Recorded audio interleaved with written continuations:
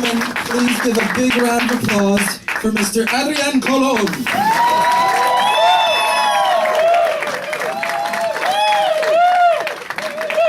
What's up, New Home? Make some noise! Oh my God, look at all of you. Like tonight, all the proceeds are going to the gay and lesbian task, known to the rest of the world as Reno 911. I just turned 30. Thank you. It is pretty scary, you know what I mean? Because, you know, just yesterday I was in high school and I had my whole life figured out, you know? Like I was gonna be this rich and successful, like I was gonna be a star, you know? And here I am. Most of my friends, you know, they all have college degrees and great jobs and houses and shit. Me, I'm just a part-time auditor. And not even an IRS auditor, I'm a cemetery product company auditor. Let me tell you what it entails, right? Basically, they fly me all over the United States to count like valuable things like, you know, plastic flower arrangements, you know, tombstones and caskets. Yeah, because you know, casket theft is at an all-time high nowadays.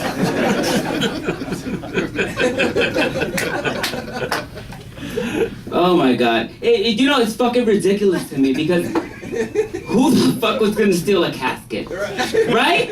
Even if you could get that humongous thing into the backseat of your car, like, I mean, who are you gonna sell it to? Like, Dracula? I mean, who's gonna... Get real.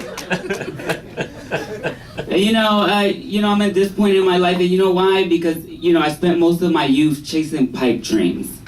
Yeah, I did, you know. And everybody has dreams, right? Yeah, right, everybody has dreams. But, you know, I'm just saying, like, if your mother is the only supporter and the only person that believes in you, I think you need to reevaluate things. You know what I mean? But I don't blame people for this shit. I really don't. I blame television. Because it's amazing to me the profound effect that television has on people. Like America's Next Top Model. Anybody watching that show? Yeah? Thanks to that show, nowadays everybody's a fucking model. Everybody's pursuing a modeling career, right?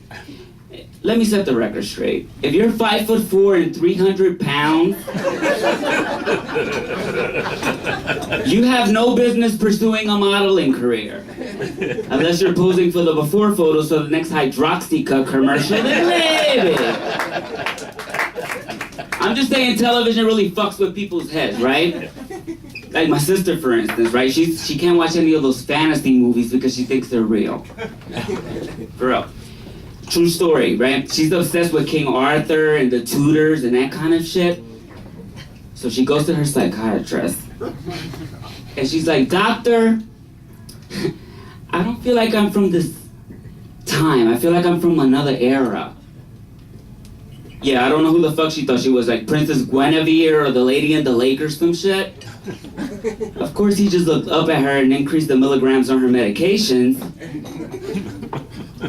No, we watched the Chronicles of Narnia, and now we have to replace all the sheetrock in the closets because the bitch keeps walking head first into the wall. Ouch. Yeah. It's ridiculous, yo. She's 36 years old. You know, and I'm only like 6 years away from that, you know, so... I've decided that this is my last shot at show business. It is. And, you know, I've tried everything else, you know, and I've stuck to everything, by the way. Like, I started off when I was younger, I started off trying to be a rapper. Yeah, that went well. For some reason, I couldn't convince people I was a thug. I don't know, maybe it was the lip gloss or the fact that I rap with a lisp.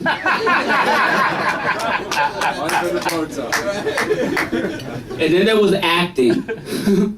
What a debacle that was, let me tell you, right? Nick Cannon and Mariah Carey's marriage is more believable than my acting. And judging by the lack of laughter in this room, I guess comedy is something else I can handle on my show with failure. You know? And for those that know me, I also bartend here part-time at the Nevermore. I do.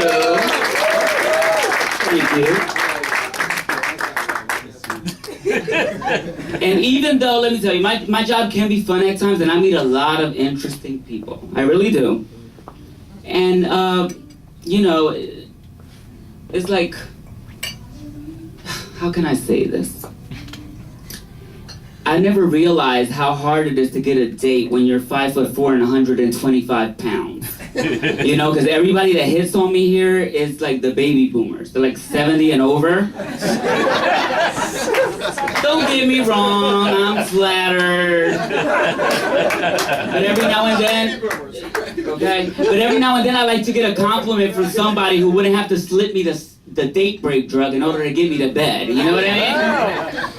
Like every now and then I get the occasional, you know, as I call them, doable. You know, the cute guy that comes up and is like, "You're adorable." Adorable? What the fuck do you mean by adorable? I mean, is it adorable like you want to do me, or is it like adorable like Hello Kitty? Right? Because Hello Kitty's adorable, right? But nobody wants to fuck her.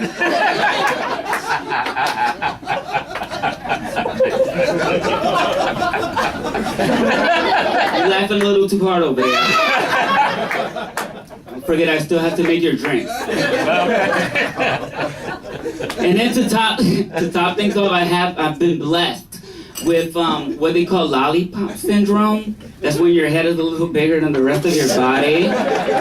Yeah, no kidding. Look at me from the side. I look like a fucking tennis racket with a goatee.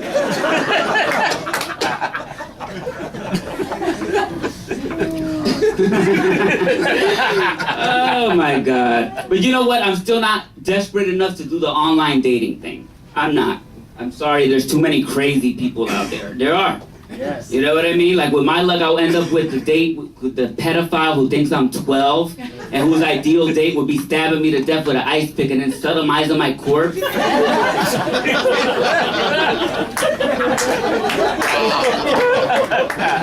You know, I'm just over it. You know, I'm over it, you know, and I've come to terms with it. You know, the right person comes along, they do. If not, you know, I love myself the way I am. You know? Oh my God. And one thing I realized though, when I turned 30, like the older that you get, the less that you give a shit about what comes out of your mouth. No, seriously. Like, I remember like my first day when I started working here, I was talking to this older guy who was trying to pick me up. And, you know, once he saved my number into his jitterbug,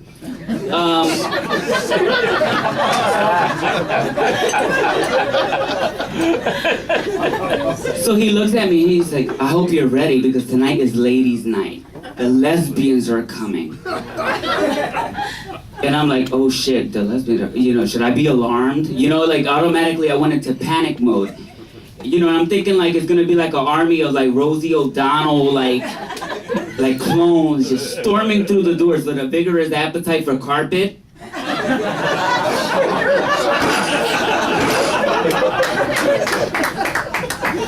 Thank God it wasn't that. But what he told me was even more disturbing. Yeah, it was. He said, you know, they're demanding, they're bad tippers. That's what he told me. And they're obsessed with bullets and flannel.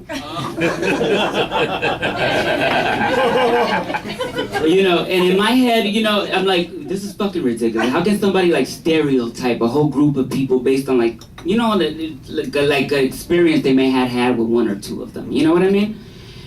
And let me tell you, I worked the ladies' party, and all those terrible things that man told me were absolutely true.